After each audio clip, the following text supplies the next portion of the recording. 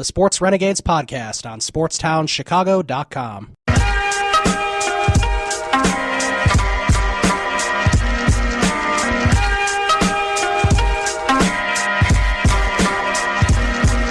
All right, welcome back to the Sports Renegades here on SportstownChicago.com. I'm Ryan Stuprich. And I'm Ryan Risky. All right, let's turn our attention to baseball and the Chicago Cubs. I know they lost a series to the Nationals.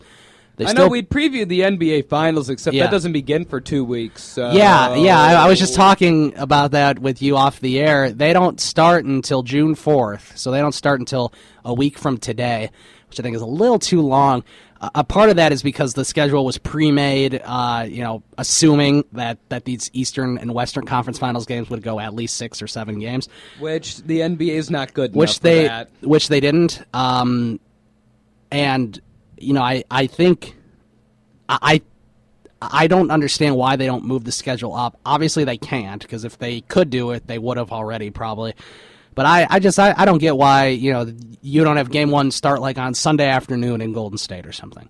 I think that would be really cool because all the finals games are on ABC. So, I think a Sunday afternoon on ABC where you got nothing on the television, I think that would be a good idea. But obviously, it's starting Thursday night on ABC. So I think that's kind of dumb, but that's what they're doing. Moving on to the Cubs, Scherzer pitched great last night. Lester pitched good. He gave up 2 runs. Not horrible. He gave up that home run to Bryce Harper again. I mean, Harper is just on fire right now. It's ridiculous. He's batting like .335, maybe even higher than that. He's really doing a good job. The thing with the Cubs game last night, even though it was 1-0, 2-0, and Scherzer was on the mound, it felt like the Cubs were going to come back. It felt like they were going to tie it. That double. Soler got that leadoff double pretty much right after the Hawks won Game 6. He got like a leadoff double because I was, after switching back and forth. And, of course, they didn't score. They had a couple chances early in the game, too, where they were hitting Scherzer pretty hard in those first few innings. And they just couldn't get it done. They couldn't get the clutch hitting. Castro made a really, at that point it didn't really matter.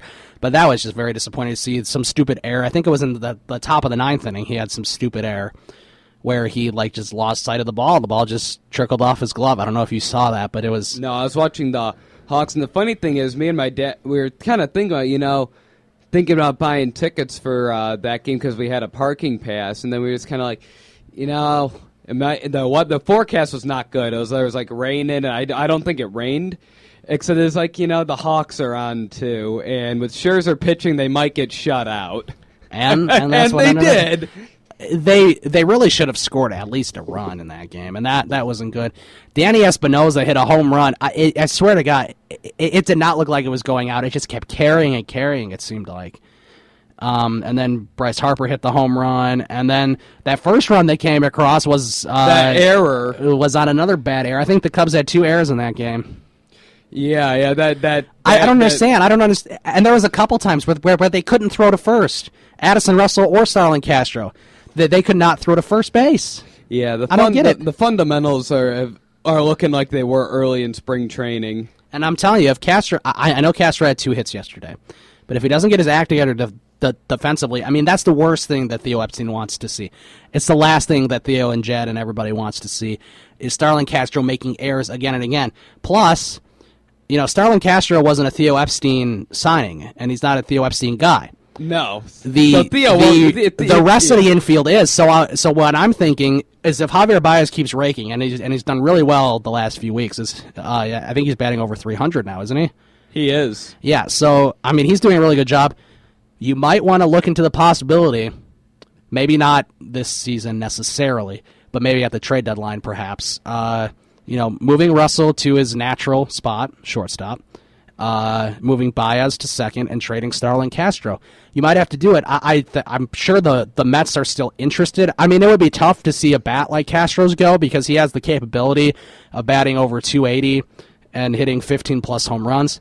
But the issue is, He's pretty bad defensively. He's not a clutch hitter whatsoever, in my opinion. I don't know why he's batting cleanup. He's not a cleanup hitter. I think he has. Well, he has and then, of course, I think he has like 5 extra base hits. Yeah, and then of course last night they had Dexter Fowler batting cleanup. Yeah, I was. God, like, Dexter Fowler was doing so good in the leadoff spot. He was batting so well. He was on a hot streak. I think he had a hit streak going of like 4 games. He was hitting home runs, which is kind of cool to see from a leadoff spot. But then you move him into cleanup. He goes 0 for 4 with 3 strikeouts. I know 3 strikeouts. He had at least 2. Yeah, I think he might have had 2 strikeouts. But yeah, well, I don't know why you'd move Fowler to the cleanup spot. I don't mind Anthony Rizzo batting second because I think second is a very important spot. I don't mind him batting second, but then you got to have Bryant right after him, which I think they did. But then after that, you have Dexter Fowler batting, which doesn't make any sense, and then Castro after him. Right. Fowler's job is Soler had a day off of rest, which is okay. But then you had Junior Lake playing, and Junior Lake sucks. He had 1 hit. He did hit a double, though. Yeah, I know, but I mean, he's not. He's not good at baseball. No, he's not good. The thing about that is Coughlin didn't do anything again. And he's batting 212. I saw he had 3 strikeouts. The thing about that is Fowler's job is to get on base, not drive in runs. I mean, if guys are on when he comes up, his job is still to get on base. And I saw he came up with first and third and 2 outs, and he struck out. That's not his job. No. That's not his job from the cleanup spot. He should be batting leadoff. Yep. Why is Coughlin batting 212 batting leadoff? Yeah, and I mean, I don't want this to make it sound like we don't respect Joe Madden's, lineup changes, but a lot of it, it really makes you scratch your head. I mean, I understand that this is a game against the Nationals where Max Scherzer pitched really well. He had 13 strikeouts, I think, which is just ridiculously good. Yeah, he's kind of been good since the National. Like, he's been better. He's probably been the best pitcher in baseball in the National League this year. Either him or Madison Bumgarner's done a good job, too. Yeah, no, Bumgarner's got an ERA around 3. Scherzer is lower than 145 right now, and he's striking out like 11 or 12 guys per 9 innings. Yeah, he's doing a really good job. And then, of course, the Nationals have a pretty good bullpen, too, especially their closer, Drew Storen. Right. I know the bullpen has, it's having some issues being kind of thin since they traded Tyler Clippard, and Rafael Soriano left as a free agent. Still, the and they're Cubs, still without Anthony Rendon. They are. The Cubs still did, a pretty good job. They didn't get swept. They lost the series to a very good team, probably the best team in the National League. So it's it's not that disappointing. What's important now is the Royals got swept by the Yankees, and they're coming in for a weekend series. It's very important, in my opinion, for the Cubs to win this series against Kansas City because you don't want to lose 3 straight series because they lost a series to the Diamondbacks, which was unacceptable, really. Yeah, I saw the Cubs' record against teams over 500. Their winning percentage is well over 600, except against the teams below 500, they have a losing record. It doesn't make sense. That's like a typical Cubs stat. It really is. Play good. It is, and play good against the good teams. Play bad against the bad teams. And I was actually kind of when they lost on Monday, I was thinking, man, that was the game they needed to win because they're probably going to lose 2 out of 3 because that's the game Tanner Roark was pitching because they're definitely not going to beat Scherzer. Right. And I guess you could sort of guess that going into it. And of course, Lester, he gave up the one mistake pitch to the Harper home run, and then the defense was the reason why they scored that other run. So, a lot of it wasn't Lester's fault. He pitched a very good outing again, and he's playing against a really good team in the Washington Nationals. It's certainly that loss last night doesn't fall on Lester. No, the offense was not there. It falls on the odd lineup, really. It does. It falls on the odd lineup and the inability to get people in. Soler with a leadoff double, that person should score. That person needs to score, especially when you're down by I think at that point they were only down by 2. I think they were only down 2-0. You need to get Soler in somehow, and they didn't. And there they go again. Yeah, a lot of things. Because of the way that lineup's configured, Joe Madden just needs to stop adding the pitcher's eighth. Oh, I like Addison Russell now. Oh, okay. But he'll tell you it worked out in their win on Tuesday night. Yeah, he will. It worked out because Addison Russell came up after Jonathan Herrera pinched hit for a pitcher spot. Yeah, It I mean, my worked personal out there. opinion is it works out more having the pitcher bat ninth. And, I mean, if that actually worked so well, all the other managers would do it. Yeah, I agree. The thing I don't understand, he was coaching in the American League before this. He was coaching in the American League for like almost 10 years. I don't understand where this thought came from necessarily, right? Yeah, like, where does this thought come from? Where opening night against the Cardinals, you're going to bat John Lester, who doesn't have a hit in his career. You're going to bat him eighth. I don't understand. Yeah, John Lester set a record for most hit at bats to start a career without a hit. And the thing is, and when you have David Ross batting in front of him, I'll get to the David Ross Miguel Montero business in a little bit. The thing is, last year when Joe Maddon came to Wrigley Field, he was batting the pitcher eighth.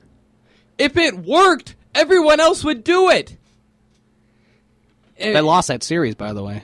The Cubs. I think the Cubs lost 2 of 3. I was at the Friday game for Baez's Wrigley debut. They lost that one in extra innings. I think my brother went with his friend's family. The game where Anthony Rizzo had a walk-off. The walk-off hit, that was the Sunday game. Remember a walk-off single. Yeah, the Saturday game they got shut out.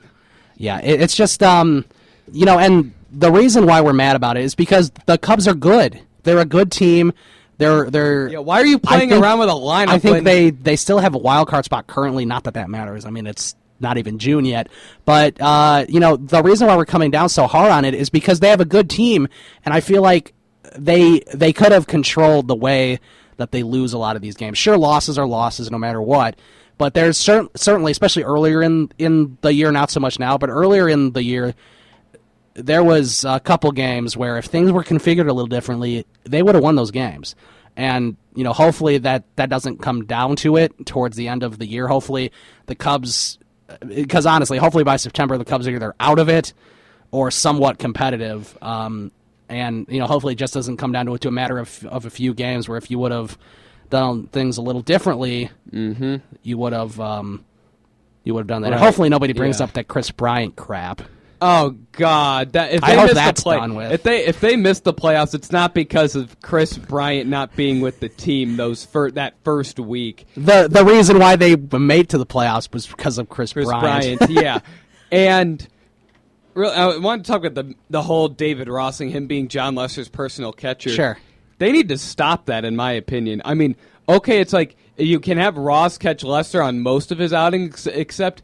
You need to have Miguel Montero catching Lester because come playoff time, do you want do you want David Ross starting game 1 of the playoffs just because John Lester's pitching? Do you want David Ross in the lineup or Miguel Montero? I would much rather have Montero batting almost 300. Hitting. He's a pretty good clutch hitter, too. Yeah, he's a good clutch hitter.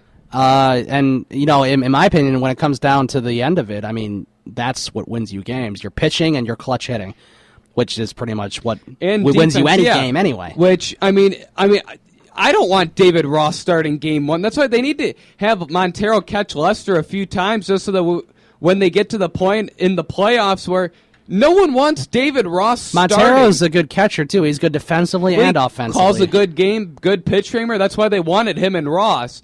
They need to have Montero catch Lester just so that he knows what he's doing because no one wants David Ross playing in the playoffs. I'm thinking that's a given. They may have traded Wellington Castillo a little bit too early. I know Castillo sucks offensively, but defensively he's fine. He was okay. He was not a good pitch framer, and that's what Theo was prioritizing. It seems like they got a good relief pitcher for him, though. Yeah. It seems like they said that it's kind of like I agree that the trade was a good trade. I just wonder if it was made a little too early. Except that you could also be thinking maybe it was made a little too late because of all those... Should have been made a couple years ago, right? Or earlier in the season when the bullpen was blowing every game. Yeah, that's true, too. I mean, they could have... I mean, obviously this guy isn't ready yet. They're trying to get his control issues and some velocity back, and I'm sure when he gets called up, Bosio will have some things to tinker with. Right. Yeah, so I mean, I don't want it to sound like we're like hating on the Cubs right now because they're playing pretty well and it's exciting to see them play well. The the reason why we're sort of hating on them a little bit, at least on some of the lineup changes. Fixed that might have helped them win some other games. Yeah, it's just there's a couple of things that could be fixed. But certainly we love the fact that Joe Madden is the manager of the Cubs now, and we love the moves that they've made, and we love the fact that they're on the right track, going somewhere. It's a little frustrating with a couple things. As of course,